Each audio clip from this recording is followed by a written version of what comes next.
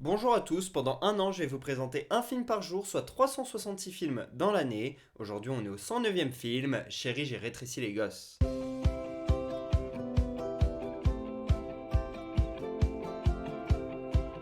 Chérie j'ai rétréci les gosses est un film sorti en 1989 réalisé par Joe Johnston et il porte très bien son nom puisque c'est l'histoire d'un père de famille qui est scientifique et qui fait des expériences pour essayer de rétrécir des objets, mais un accident va avoir lieu dans son atelier, il va se retrouver à rétrécir les enfants et à la suite de ça toute une aventure s'ensuit bien évidemment. Ce film là à la base il était censé être une bonne petite comédie familiale avec très peu d'ambition, 14 millions de budget et au final à la surprise générale ça a été un immense succès avec plus de 220 millions récoltés au box-office.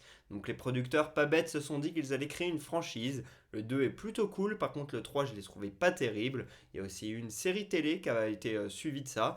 Et il y a même eu des attractions Disney un petit peu dans les parcs à droite à gauche, aux États-Unis, au Japon, comme à Disneyland Paris notamment, même si aujourd'hui elle n'existe plus. Pour ce qui est du casting, on a le très bon comédien Rick Moranis, et on va en parler juste après. Et pour ce qui est de la réalisation, elle est faite par Joe Johnston, qui ne vous dit peut-être pas quelque chose comme ça, son nom n'est pas très connu, mais il a quand même fait Jumanji, Captain America et Jurassic Park 3, donc elle a une filmographie qui est plutôt cool.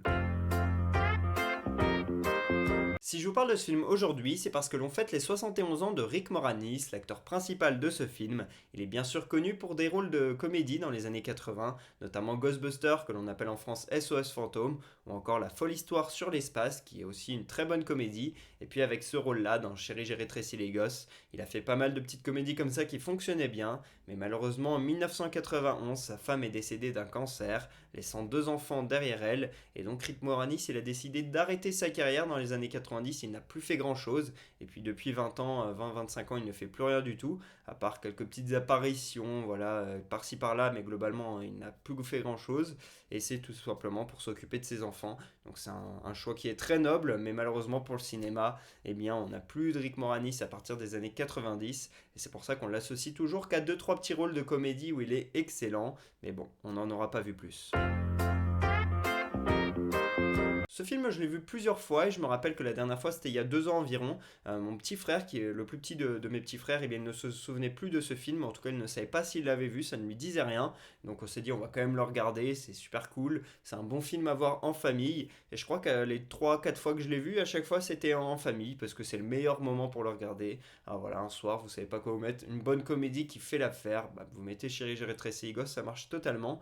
Personnellement, j'ai bien aimé le premier, vraiment très cool. Le deuxième, vraiment moyennement. Et le troisième, j'ai pas trop kiffé. Dites-moi vous ce que vous en pensez, même si le 2 est quand même assez sympa. Moi, je pense que le un reste largement le meilleur des trois, mais je veux bien votre avis là-dessus. Et en tout cas, voilà un petit peu. Moi, je les ai vus en famille, c'était très cool. Et c'est, je pense, la meilleure façon de profiter de ce film. Également, montrez-le à vos enfants, à vos frères et sœurs qui sont petits, qui ont entre 8 et 12-14 ans. C'est le meilleur âge pour voir ce film.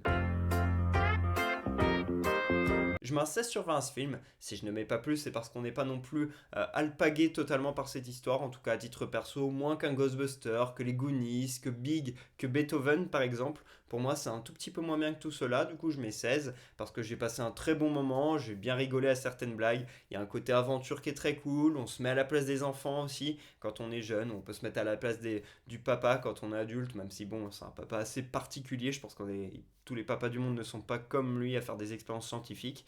Mais voilà, on peut quand même se projeter. Et puis il y a vraiment cette vibe des comédies américaines, ce film qu'on regarde l'été qui nous donne un petit peu la joie de vivre. Il y a un petit peu ce feel good movie pardon, avec ce film-là. Et c'est ça que j'aime beaucoup. Ça en fait un bon ça sur 20. Première anecdote, dans une scène, on voit un enfant tomber dans un bol de lait rempli de céréales, et pour faire cette scène-là, ils ont tout simplement rempli un réservoir d'eau et elle était chlorée, ça donnait une impression de lait. Et ensuite, pour faire les céréales, ils ont utilisé des chambres à air de pneus de tracteur qu'ils ont recouverts de mousse. Comme quoi, faut un petit peu d'imagination pour faire du cinéma. Deuxième anecdote, l'acteur John Candy que l'on voit dans Rasta Rocket, Maman j'ai raté l'avion ou encore JFK, il s'est vu proposer le rôle mais il l'a refusé et il a proposé Rick Moranis parce que c'était l'un de ses amis. Il a dit lui, je vous le conseille, il est plutôt bon. Et il avait fait la même chose pour SOS Fantôme, donc je pense qu'il a quelques regrets. Troisième anecdote, à la base le titre du film était Teeny Weenies, donc qui est vraiment associé aux adolescents et à la jeunesse, mais les producteurs ont décidé de changer le titre du film pour que justement il puisse plaire à toutes les générations et notamment aux adultes, et ça a très bien fonctionné avec 220 millions rapportés au box-office.